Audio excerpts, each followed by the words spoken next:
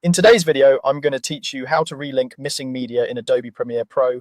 If you've opened a project and you're seeing red media offline placeholders in the timeline or warning dialog when the project loads, don't worry, your edits are still intact. Premiere just can't find the original files. This usually happens when files were moved, renamed, or stored on an external drive that isn't currently connected. Let's walk through how to reconnect everything cleanly. Start in the project panel where your clips are listed.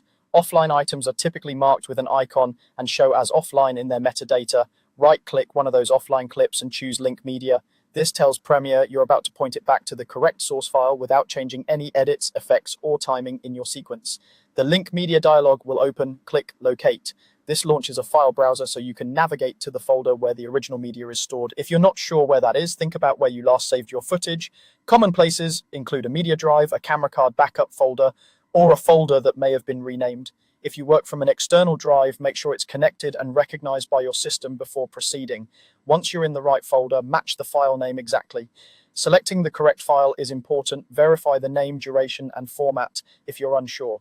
When you select the right file, Premiere will remap that clip in your project to this media without altering any of your edits. The great news is that if other missing clips are in the same folder and their names haven't changed, Premiere will automatically relink those as well. That's why keeping your folder structure and file names consistent saves so much time. After selecting the correct file, click OK.